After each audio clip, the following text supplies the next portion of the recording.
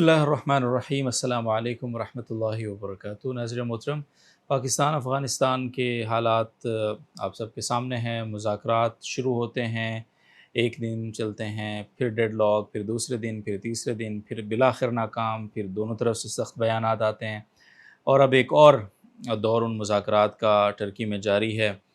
ترکی، قطر، سعودی عربیہ، جتنے بھی دوست ممالک ہیں، ان کی خواہش ہے کہ کسی نہ کسی طرح یہ دونوں ممالک بہرحال جنگ کی بجائے امن کے کسی سمجھوتے پہ آ جائیں اور امن سے رہیں آپس میں۔ اور آف کورس پاکستان کی بھی یہی کوشش ہے، یہی وجہ ہے کہ اب تک اتنے مذاکرات اور اتنے سارے سلسلے، اتنی ساری کوششیں پچھلے 4-5 سال میں ہوتی رہی ہیں، جن کا آپ کو علم بھی ہے۔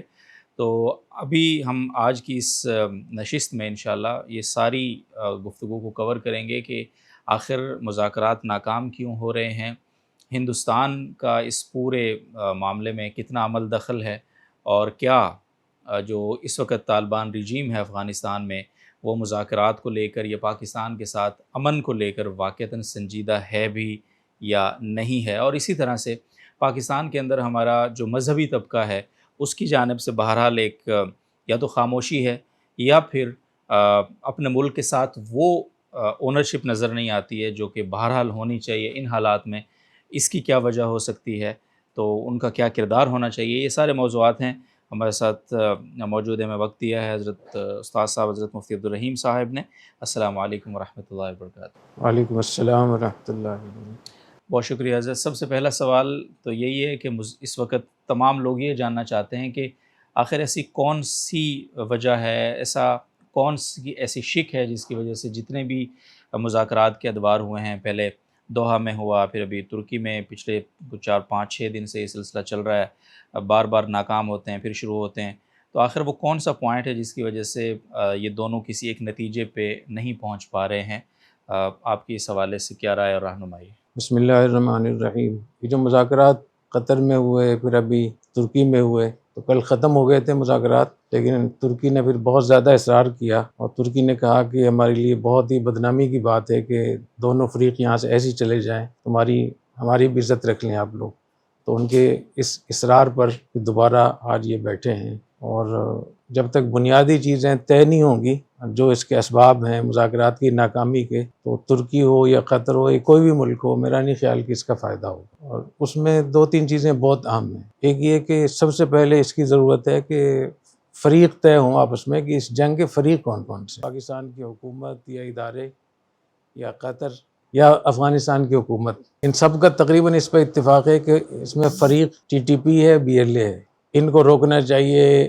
کہاں سے ہو رہا ہے، ہم روکیں گے نہیں روکیں گے، اس پر بات چیت زیادہ ہو رہی ہے۔ میرے خیال ہے 4 سال میں جتنے بھی چیزیں سامنے آئی ہیں، ان 4 سالوں میں سینکڑوں میٹنگیں ہوئی ہیں، سینکڑوں میٹنگیں، اور بارڈر کے حوالے سے کتنی میٹنگیں ہوئی ہیں۔ پاکستان کے وزیر خارجہ 5 مرتبہ گئے ہیں، 170-80 مرتبہ پاکستان نے افغانستان کے سفیر کو بلا کر ان کو ڈیمارش دیا ہے، اور 800 سے زیادہ پاکستان کی طرف سے ان کو لیٹر لکھے گئے ہیں۔ ISI کی طرف سے 200 سے زیادہ باقاعدہ ان کو یادداشتیں بھیجی گئی ہیں۔ علماء کرام بھی گئے ہیں یہاں سے، چائنا کا وزیر خارجہ بھی گیا ہے، وہاں بھی میٹنگیں ہوئی ہیں۔ اتنی ساری میٹنگوں کے بعد پھر کس مذاکرات کی ضرورت رہتی ہے، یہ بات کا سوچنے کی ہے۔ اور میری رائے اس بارے میں یہ ہے کہ اصل فریق اس میں افغان طالبان ہے۔ اس جنگ کے اصل فریق BLA بھی نہیں ہے، TTP بھی نہیں ہے۔ اصل جنہوں نے جنگ شروع کر رکھی ہے وہ افغان طالبان کے 10 لوگ ہیں، جو ان کی مرکزی قیادت میں بااختیار لوگ ہیں۔ اس لیے میں نے پہلے بھی یہ بات کہی تھی کہ نہ یہ پاک افغان جنگ ہے، نہ پاکستانی عوام کی افغان عوام کے ساتھ جنگ ہے، نہ پاکستان کی حکومت کی افغانستان کی حکومت کے ساتھ جنگ۔ یہ افغان طالبان کی جو موجودہ عبوری حکومت ہے، اس میں سے 10 لوگوں کی جنگ ہے، اور وہ بااختیار ہیں، چونکہ وزارت خزانہ ان کے پاس ہے، وزارت خارجہ ان کے پاس ہے، وزارت دفاع ان کے پاس ہے، امارت ان کے پاس ہے، وسائل اور پیسے ان کے پاس ہیں۔ تو یہ جب تک اس فریق کو آپ شناخت نہیں کریں گے، اس وقت تک ہم دائیں بائیں گھومتے رہیں گے۔ تو اصل فریق افغان طالبان ہیں، افغان طالبان کی جو مرکزی قیادت ہے اس میں وہ عام لوگ ہیں، اور یہ بات اب بالکل ثابت ہو گئی ہے کہ وہ جنگ لڑ رہے ہیں، یہ ان کے سپاہی ہیں۔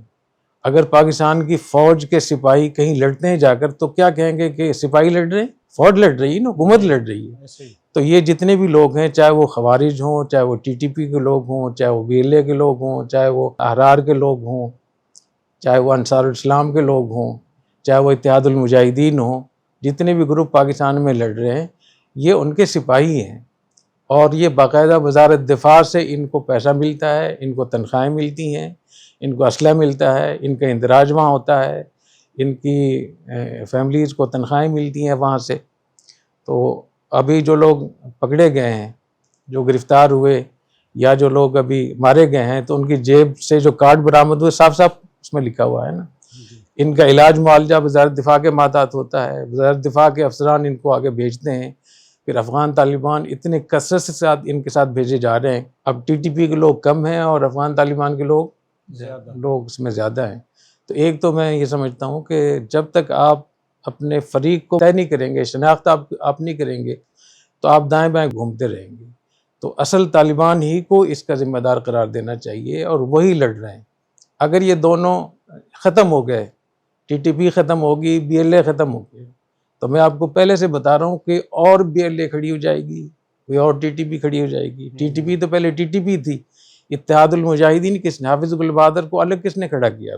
تو سب سے پہلی بات یہ کہ جب اس پر بات ہوگی اور براہ راست طالبان سے بات ہوگی کہ آپ فریق ہیں، آپ ہم سے جنگ کر رہے ہیں، آپ نے ہم پہ جنگ برپا کی ہوئی ہے، آپ انڈیا کے ساتھ جا رہے ہیں، اور انڈیا اتنا اس میں ملوث ہو گیا ہے کہ اب یہ پاک انڈیا جنگ میں اس کو کہہ رہا ہوں۔ آپ نے دیکھا ہوگا کہ مذاکرات کے دوران شیخ ہیبت اللہ صاحب کے دفتر سے یہ اس میں اعلان ہوا کہ ہم دریائے کنڑ پہ ڈیم بنائیں گے، اور اس کے لیے غلام میر خان متقی صاحب نے معاہدہ کیا ہندوستان سے۔ تو سب کو پتہ ہے، ہر پاکستانی کو پتہ ہے کہ انڈیا آبی جارحیت کا کس طریقے سے وہ ارتکاب کر رہا ہے۔ تو ایک دریا جو افغانستان سے آ رہا تھا اس پہ ڈیم بنانا افغانوں کی کتنی ضرورت ہے نہیں ہے تو سب کو پتہ ہے، تو ڈیم کا اعلان کرنا۔ اس کے بعد آپ نے دیکھا کہ مذاکرات کے دوران انگور اڈا سے مداخلت ہوئی، کرم ایجنسی سے مداخلت ہوئی، تیرا سے مداخلت ہوئی، باجوڑ سے مداخلت ہوئی۔ افغانستان سے لوگ آئے اور بڑے پیمانے پہ لوگ آئے اور بڑی سطح پہ لوگ مارے بھی گئے، ان کی ویڈیوز، ان کے کارڈ، ان کی لاشیں، اسلحہ سب آپ کے سامنے ہیں۔ تو یہ کیسے مذاکرات ہیں؟ میری بات سمجھ رہے ہیں؟ جی۔ اسی طریقے سے جو اس وقت افغانستان میں انڈین ماہرین بیٹھے ہوئے ہیں، بگرام پہ وہ آ کر اترے ہوئے ہیں، وہاں جا کر اپنی وہ چیزیں نصب کر رہے ہیں، ایئر ڈیفنس نصب ہو رہا ہے، سب چیزیں ہو رہی ہیں، اور آج انہوں نے باقاعدہ انڈین طیارے جو پہلے سے جو اشرف غنی کے دور میں انڈیا نے دیے تھے جنگی طیارے، ان کو دوبارہ سے فعال کر کے انڈین ماہرین نے، اور آج قندھار میں، کابل میں باقاعدہ مشقیں ہوئی ہیں اس کی، اور ان مشقوں کی ویڈیوز موجود ہیں، ان میں ہیلی کاپٹر بھی ہیں، ان میں جنگی طیارے بھی ہیں، اور ان جنگی طیاروں پر انڈیا کا جھنڈا بھی لگا ہوا ہے۔ اور افغانستان میں جو واٹس ایپ گروپ ہے طالبان کے، اس کے اندر زیادہ تر انڈین چیزیں چل رہی ہیں، باقاعدہ وہاں وزارت اطلاعات میں ایسے لوگ انہوں نے رکھے ہیں جو انڈین سے ان کا ترجمہ کرتے ہیں، فارسی میں یا درزی میں یا پشتو میں، پھر باقاعدہ تو پورا ایک ماحول ہے وہاں پاکستان کے خلاف۔ اور یہ بھی آپ کو معلوم ہونا چاہیے کہ مذاکرات کے دوران 120 خودکش بمباروں نے وہاں سے روانہ کیے، کراچی کے لیے، لاہور کے لیے، اسلام آباد کے لیے، اور یہ خودکش بمبار وہ تھے جن کا تعلق وزیرستان کے تھا، اور سب کے پاس شناختی کارڈ ہیں تاکہ کوئی یہ نہ کہہ سکے۔ ان کو باقاعدہ قندھار سے شیخ ہیبت اللہ کی خصوصی ہدایت پر روانہ کیا گیا ہے۔ اور اسی طریقے سے کجگی ڈیم جو ہلمند میں ایک ڈیم ہے، اس کے قریب میں 8-9 مہینے سے وہاں میزائل دوبارہ سے بنائے جا رہے تھے، تو اس میزائل کا نام ذوالفقار ہے۔ تو ذوالفقار میزائل انہوں نے تیار کیے ہیں، جس کا ان کا کہنا یہ، وہاں کے جو رپورٹس ہیں، موثق رپورٹ، کہ 400 کلومیٹر اس کی رینج ہے، اور 800 میزائل انہوں نے مختلف سرحدی علاقوں کو انہوں نے بھجوائے ہیں، اور جن میں یہ کہا گیا ہے کہ اسلام آباد کو، پشاور کو، کوئٹہ کو مارنا ہے، اور اسلام آباد میں پارلیمنٹ کو نشانہ بنانا ہے، اور جلال آباد کی کسی جگہ سے یہ اسلام آباد کی پارلیمنٹ اس میزائل کی رینج میں آتی ہے۔ یہ وہ باتیں ہیں جو آپس میں بڑی سطح پہ گروپوں میں، وزراء میں بڑی سطح پہ چل رہی ہیں، اور یہ بات بہت کثرت سے کہی جا رہی ہے بڑی سطح پہ کہ پاکستان کی حکومت مرتد ہے، فوج مرتد ہے، تو وہی جو خوارج کے نظریہ، اس بات کو بہت زیادہ پھیلایا جا رہا ہے۔ تو ان حالات میں جب یہاں پاکستان سے اچھے مشورے دیے جائیں گے تو کیسے ملک ٹھیک ہوگا؟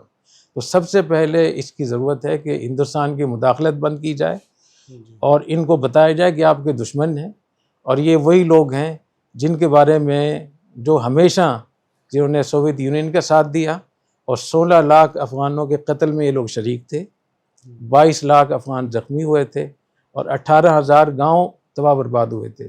تو انڈیا کس کے ساتھ تھا؟ روس کے ساتھ تھا. اس کے بعد جب شمالی اتحاد کے ساتھ رہے، یہ 7 سال افغان طالبان کو انڈیا نے بہت نقصان پہنچایا، اور جو 60-70 ہزار طالبان علماء شہید ہوئے تھے اس میں انڈیا کا بہت بڑا ہاتھ تھا. اس کے بعد 20 سال جو افغانستان میں جنگ ہوئی، اتنا بڑا عظیم جہاد ہوا، تو سب کو، پوری دنیا کو پتہ ہے کہ انڈیا امریکہ کے ساتھ تھا اور نیٹو کے ساتھ تھا.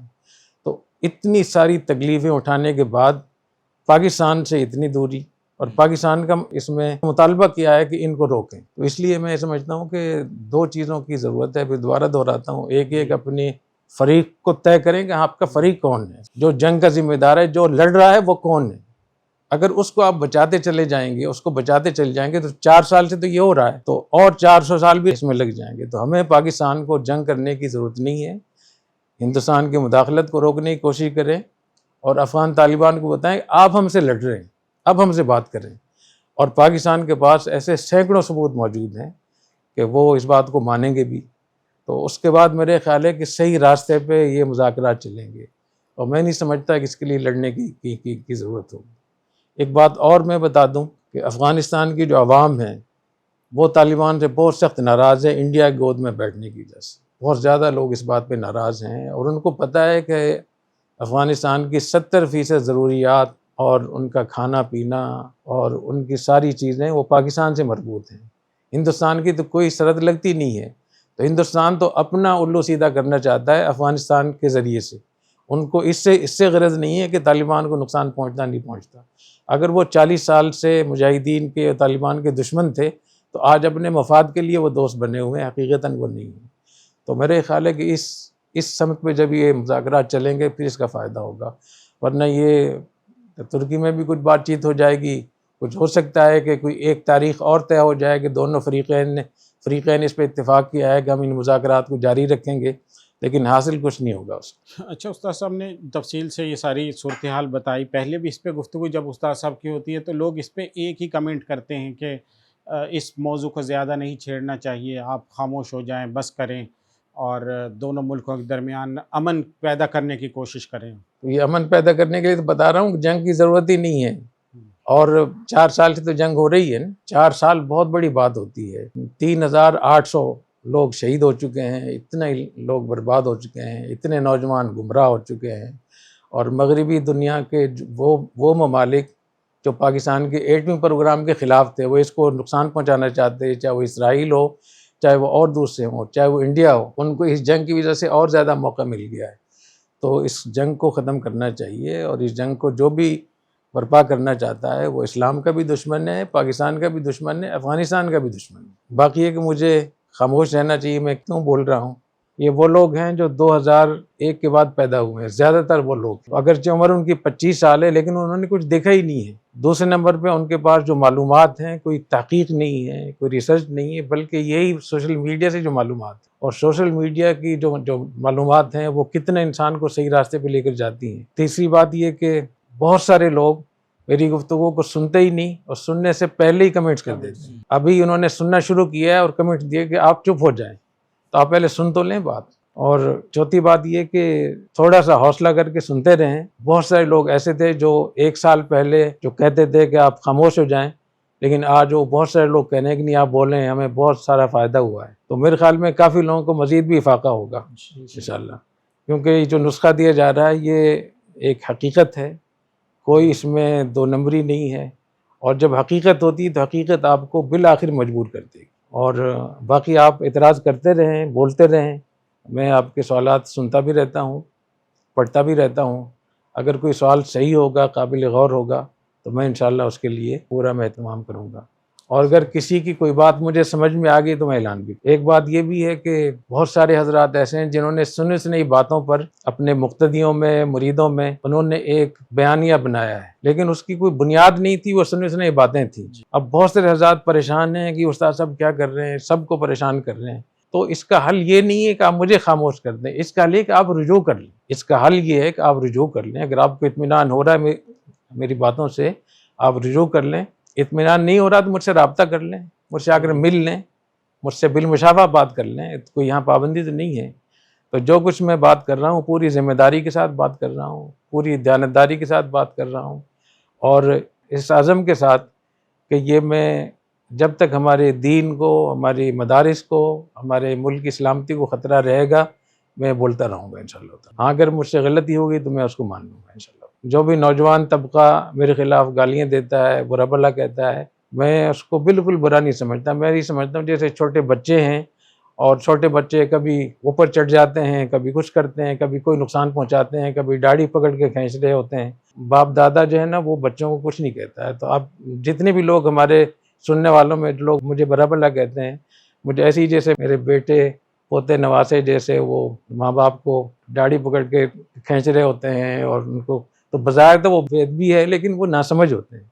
تو یہ ناسمجھ بچے بہت ہیں، تو ایک وقت آئے گا انشاءاللہ تعالیٰ یہ کسی حد تک سمجھ میں انشاءاللہ سمجھ جائیں گے، اور اگر نہیں سمجھیں گے تو میں نے اپنی ذمہ داری ادا کر لی۔ ایک بات میں اس میں عرض کر دوں کہ اللہ تعالیٰ نے میرے اوپر جو بہت بڑے بڑے فضل فرمائے ہیں، اس میں ایک بہت بڑا فضل یہ کہ اللہ نے مجھے مثبت سوچ دی ہے، صبر بھی دیا ہے، تحمل بھی دیا ہے، اور اللہ نے مجھے تجربے کا بھی بہت موقع دیا ہے۔ تو میں نے بہت سارے ایسے لوگ جو گالیاں دیتے تھے ان کو ٹھیک ہوتے دیکھا ہے، ان کے اندر پھر پیار محبت ہو گئی۔ تو یہ جو لوگ برا بھلا کہہ رہے ہیں مجھے اس سے بالکل پرواہ نہیں ہے، بلکہ حقیقت یہ ہے کہ میں تھوڑا انجوائے بھی کرتا ہوں اس لیے میرے جو جاننے والے ہیں، دوست احباب ہیں، اساتذہ ہیں، وہ سن کے بہت پریشان ہوتے ہیں۔ ان کی پریشانی پر مجھے تعجب ہو رہا ہوتا ہے کہ کیوں پریشان ہو رہے؟ یہ بچے ہیں، یہ ناسمجھ ہیں، ان کو کچھ بھی پتہ نہیں ہے۔ ان کو یہی بولنا چاہیے، جو کچھ انہوں نے تربیت لی ہے، جو کچھ انہوں نے سوشل میڈیا سیکھا ہے، تو اس کا تقاضا یہی ہے۔ تو اگر کسی نے ان کی غلط تربیت کی تو ہم ان کی صحیح تربیت کریں، اور صحیح تربیت کرنے کے لیے آپ کو صبر کرنا پڑے گا۔ نوح علیہ السلام نے 950 سال صبر کیا؟ نہیں کیا، تو 9.5 سال تو نہیں ہوئے نا بھی۔ تو انشاءاللہ مجھے بہت یقین ہے کہ بہت سارے لوگ جو برا بھلا کہہ رہے ہیں ایک وقت آئے گا یہ دعائیں دیں گے۔ دوسری بات یہ کہ آپ حضرات کو میں بار بار کہتا رہتا ہوں کہ ہمارے دین میں، قرآن حدیث میں ریاست سب سے پہلے ہے، خلافت کے بعد، نبوت کے بعد مسلمانوں کو اجتماعی نظم سب سے پہلے ہے، اور یہ نبی کریم صلی اللہ علیہ وسلم کی نبوت کا حصہ ہے۔ تو اگر مسلمانوں کی ریاست کو، اجتماعی نظم کو نقصان پہنچتا ہے، اس کی سلامتی کو نقصان پہنچ سکتا ہے، تو اس پر بات کرنا یہ سیاست نہیں ہے بلکہ ہماری ذمہ داری ہے، ہمارا فرض بنتا ہے۔ اور جب کوئی بھی نہ بول رہا ہو، یا بول رہا ہو بہت تھوڑا بول رہا ہو، تو پھر اور زیادہ اس کی اہمیت ہے کہ ہمیں اس پہ بولنا چاہیے۔ اچھا حضرت، علماء کرام کے حوالے سے آپ سے کچھ پوچھنا ہے۔ ایک تو یہ کہ دو طرح کے بیانات ہم نے سنے۔ ایک تو وہی سوچ ہے، لال مسجد میں مولانا عبدالعزیز کہتے ہیں کہ انڈیا سے اگر جنگ ہوتی ہے تو کیا آپ اپنی فوج کے ساتھ کھڑے ہوں گے؟ نہیں کھڑے ہوں گے لوگ۔ تو اس طرح کی ایک بات۔ دوسری پھر یہ ہوتی ہے ایک سوچ کہ انڈیا کے ساتھ اگر جنگ ہوئی تو قوم آپ کے ساتھ ہے، متحد ہے، لیکن اگر افغانستان کے ساتھ جنگ ہوتی ہے تو قوم ایک پیج پر نہیں ہوگی۔ اس طرح کے بیانات، اور اوورآل کوئی اگر بیان نہیں بھی دے رہا تو بہرحال وہی بات جو حضرت کو ابھی سوال ہوا کہ چپ ہو جائیں، اس میں بولنا نہیں ہے، خاموشی ہے۔ ایسی صورتحال میں آپ کیا سمجھتے ہیں؟ اور یہ جو سوچ ہے، جو پہلی دو چیزیں میں نے آپ کو بیان کی، اور پھر جو خاموشی ہے اور خاموشی کے درس ہے، اس حوالے سے کیا رویہ ہونا چاہیے علماء کا، مذہبی طبقے کا، اور وہ کون سی چیز ہے جس کی وجہ سے وہ ہچکچاہٹ کا شکار ہیں، اور آپ اس کو کس طرح سے دور کریں گے؟ میرے خیال میں انڈیا کے بارے میں تو کلیئرٹی لوگوں کو بہت ہے، جی، اس لیے لوگ کھل کر اپنی فوج کے ساتھ کھڑے ہوتے ہیں۔ افغانستان کے بارے میں کلیئرٹی نہیں ہے۔ تو اگر کلیئرٹی نہیں ہے، معلومات نہیں ہے، تو اس کا یہ حل نہیں ہے کہ آپ خاموش ہو جائیں، چپ ہو جائیں، یا آپ غلط بولتے رہیں، بلکہ آپ کلیئرٹی لے کر آئیں، آپ معلومات کریں۔ اور خاص طور پہ افغانستان کے جتنے بھی لوگ ہیں حکومت میں، چاہے وہ کمانڈر ہوں، چاہے وہ وزیر ہوں، چاہے وہ گورنر ہوں، چاہے ان کے امیر المومنین ہوں، چاہے ان کے اولسوال ہوں، کمشنر ہوں، وہ سارے کے سارے پاکستان کے شاگرد ہیں، پاکستان سے پڑھے ہوئے ہیں۔ تو میں پہلے بھی درخواست کر چکا ہوں کہ آپ حضرات اس کی معلومات تو کریں، جو میں معلومات دے رہا ہوں یہ صحیح ہے یا نہیں۔ آپ بہت آسانی سے معلوم کر سکتے ہیں کہ وہاں جنگ افغانستان کی طالبان حکومت کے ان 10-12 لوگوں نے برپا کی ہوئی، تو اس کی معلومات کر لیں۔ اور انڈیا سے جنگ کی جب ہوتی ہے تو ہم کیوں پاکستان کا دفاع کرتے ہیں؟ اس لیے کہ پاکستان ہمارا ملک ہے، پاکستان عالم اسلام کا واحد ایٹمی ملک ہے، پاکستان عالم اسلام کا قلعہ ہے۔ اس قلعے کو جب یہود و ہنود نقصان پہنچائیں مشرق سے، تو ہمیں لڑنا چاہیے. اور اگر یہی ٹی ٹی پی کی شکل میں اور بی ایل اے کی شکل میں مغرب سے آ جائیں تو ان کو ہم قبول کر لیں گے؟ اس کا کیا تک بنتا ہے؟ تو میں سمجھتا ہوں خاموش رہنے کی بجائے اس کی تحقیق کر لیں. مجھے بلا لیں، جتنے ہمارے اکابر حضرات ہیں مجھے بلا لیں، میں ان کے ساتھ بیٹھ جاتا ہوں اور میں ان کو بتا دوں گا پورے اس میں کہ یہ جنگ افغانستان سے ہو رہی ہے اور اتنے بڑے پیمانے پر ہو رہی ہے کہ اس کو کوئی بھی ایک نابینا شخص بھی اس کا انکار نہیں. اور خاص طور پہ اگر ایسا ہوتا ہے نا کہ افغانستان کی حکومت میں کچھ سیکولر لوگ ہوتے یا باہر کے لوگ ہوتے، وہ سارے ہمارے شاگرد ہیں، شاگردوں کے شاگرد ہیں یا ہمارے مرید ہیں، تو ان سے پوچھ لیں نا. تو یہ جنگ افغانستان سے ہو رہی ہے، کھلم کھلا جنگ ہو رہی ہے. ہماری جو سرحد ہے اس کو سینکڑوں جگہوں سے انہوں نے توڑا ہے، وہاں انہوں نے توڑ کر گاڑیوں کے ذریعے سے سرنگیں بنائی ہوئی ہیں، گاڑیاں گزر جاتی ہیں، وہاں سیڑھیاں لگاتے ہیں. 300 افغان طالبان کی یا ٹی ٹی پی کے لوگوں کی تشکیلات آ رہی ہیں اور اتنی بڑی جنگ انہوں نے برپا کی ہوئی ہے. تو یہ کلیئرٹی کیوں نہیں آ رہی؟ تو اس میں ایک مجھے شک ہے کہ یہ جو بالعموم اپنے جو ایک نسبت ہوتی ہے نا کسی مکتبہ فکر کی، اپنے ادارے کی، اپنی قوم کی یا زبان کی، اس کے اثرات بھی ہو سکتے ہیں. اور میں سمجھتا ہوں علماء کو کم از کم ایسے نہیں کرنا چاہیے. قل الحق ولو علی نفسک، حق بات کہو چاہے تمہارے خلاف. اور کونوا قوامین بالقسط شہداء للہ، تم اللہ کے سامنے انصاف کو لے کر کھڑے ہو جاؤ، گواہ بن جاؤ. ولو علی انفسکم او الوالدین والاقربین، تمہارے اپنے خلاف ہو گواہی، تمہارے والدین کے خلاف ہو، تمہارے رشتہ داروں کے خلاف. اور افغانستان کے طالبان سے ہمارا تعلق لا الہ الا اللہ کی بنیاد پہ تھا، دین کی بنیاد پہ تھا. تو اگر آج وہ اعلی کار بن گئے ہیں انڈیا کے لیے، امریکہ کے لیے یا اسرائیل کے لیے، اور سب کو پتہ ہے کہ بڑے پیمانے پر پیسے آ رہے ہیں اور اتنی بڑی جنگ بغیر پیسے کے ممکن نہیں ہے، تو کم از کم ہمیں اس عقیدت میں نہیں ہمیں رہنا چاہیے.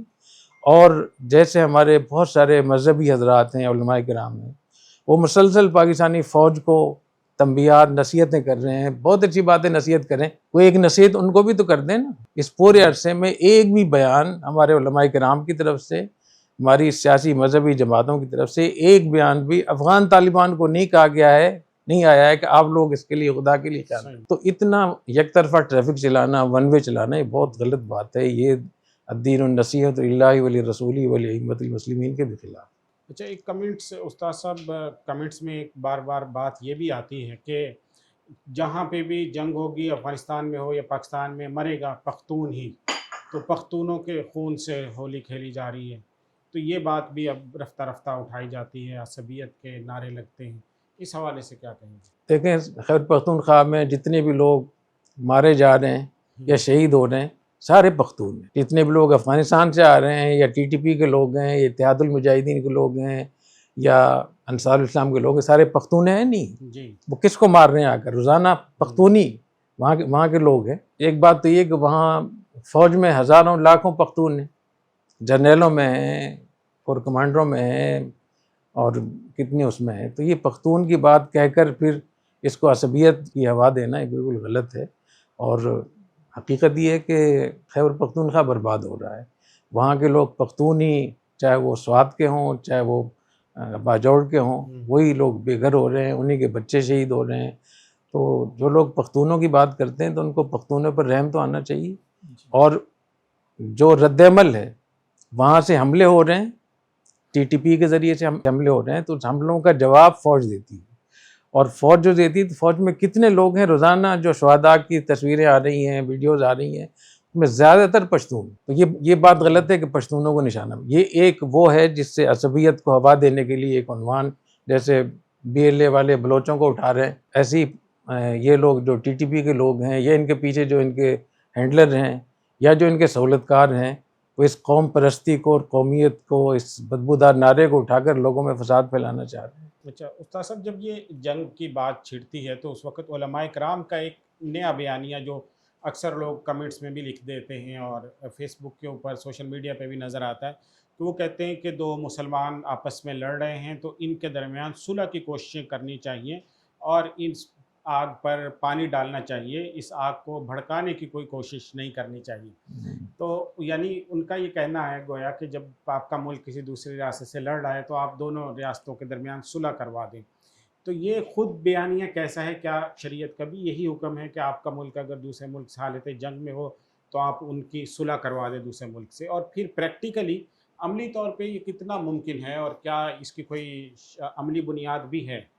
دیکھیے ایک تو یہ ہوتا ہے کہ کچھ آپس میں کچھ قبائل ہیں، کچھ شخصی لوگ ہیں آپس میں، کوئی خاندان ہے آپس میں لڑ رہے ہیں، اس کی لڑائی تو الگ ہوتی ہے۔ ایک جب کوئی ریاست کے خلاف مسلح قیام کرے، اس کا حکم اس میں نہیں دیکھیں، اس کا حکم باب الخروج میں دیکھیں گے اور خوارج میں دیکھیں گے اور باب البغاء میں دیکھیں گے۔ تو ہدایہ میں درس نظامی میں جہاں جہاں بھی خوارج کی بات ہے یا باغیوں کی بات ہے کہ باغیوں سے تو قتال کا حکم موجود ہے کہ ان باغیوں سے لڑنا ہوگا آپ کو، اور جو حرابہ ہے قطاع الطریق ہیں یا جو ریاست سے لڑ رہے ہیں تو قرآن میں انما جزاء الذین یحاربون اللہ ورسولہ ویسعون فی الارض فسادا ان یقتلوا او یصلبوا، یہاں یہ تو نہیں ہے کہ ان سے مذاکرات کریں گے آپ، ان سے کہ ان کو قتل کریں گے یا ان کو سولی پہ چڑھائیں گے یا ان کو جلا وطن کریں گے۔ اسی طریقے سے خوارج کا جو اتنی احادیث ہیں، 42 احادیث ہیں خوارج سے متعلق، تو اس میں تو یہ ہے لئن ادرکتم لاقتلنہم قتل عاد، صحیح بخاری کی روایت ہے، اگر میں ان کو پاؤں گا تو میں ان کو قتل کروں گا۔ مذاکرات کی بات تو وہاں نہیں ہے، اور شروع میں اگر کسی کو شبہ ہو سمجھانے کے لیے، سمجھنے کے لیے، وہ مذاکرات بھی آپ کر سکتے ہیں، اور میرے خیال وہ تو بہت کچھ ہو چکا ہے۔ تو خوارج اور باغی ان سے تو قتال کا حکم ہے، تو ان سے تو نہیں ہے کہ آپ قتال چھوڑ کے بس مذاکرات پہ لگے رہیں گے۔ تو میں ان علماء کرام سے یہ درخواست کروں گا کہ باب البغاء کو دیکھ لیں، اور جہاں خوارج کے احکام ہیں وہاں اس کو دیکھ لیں، تو وہاں جو اس کا حکم ہوگا وہی ان کا حکم ہے۔ افغانستان پاکستان کے درمیان مذاکرات 4 سال سے تو چل رہے ہیں، کوئی ایسا طریقہ میرے خیال میں نہیں رہ گیا ہے جو ابھی تک اختیار نہ کیا گیا ہو۔ تو اس کی بھی کوئی حد ہے، یہ نہیں کہ آپ کے لوگ جو ہے وہ روزانہ شہید ہو رہے ہیں، جنازے اٹھ رہے ہیں، لوگ بے گھر ہو رہے ہیں، عورتیں بیوہ ہو رہی ہیں، بچے یتیم ہو رہے ہیں، معیشت تباہ ہو رہی ہے، اسلام اور پاکستان کے دشمنوں کو دن بدن موقع مل رہا ہے، نوجوان گمراہ تباہ ہو رہے ہیں، فوجی لوگ شہید ہو رہے ہیں، اتنا بڑا نقصان ہو رہا ہے، تو کوئی تو اس کی انتہا ہوگی جہاں مذاکرات بند کرنے کے لڑنے کی اجازت ہوگی۔ تو میرے خیال میں پاکستان تو پہلے ہی بہت زیادہ صبر کر چکا ہے، کتنا زیادہ صبر کروائیں گے؟ میرا یہ خیال ہے کہ جو لوگ یہ بات کرتے ہیں اصل میں یہ سہولت کاری کر رہے ہیں ٹی ٹی پی اور خوارج کے لیے، جو اس کا نتیجہ ہے، اس کے نتیجے میں کہ آپ نے آج تک ٹی ٹی پی کو کوئی نصیحت نہیں، آپ نے ٹی ٹی اے افغانستان کے طالبان کو کوئی آپ نے نصیحت کی، ساری نصیحت آپ پاکستان کو کر رہے ہیں، جبکہ سب کو پتہ ہے کہ پاکستان بھیک مانگ رہا ہے، 4 سال سے بھیک مانگ رہا ہے، وزیر خارجہ کو بھیج رہا ہے، ساری چیزیں دے رہا ہے، ایک ہی بات ہے کہ ان کو روکیں، اور کوئی پاکستان کا مطالبہ نہیں ہے۔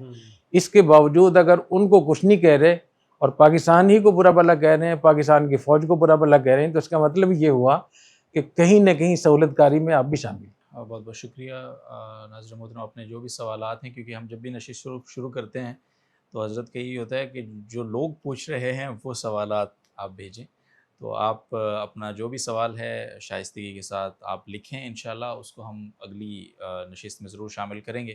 تب تک کے لیے اجازت دیجیے۔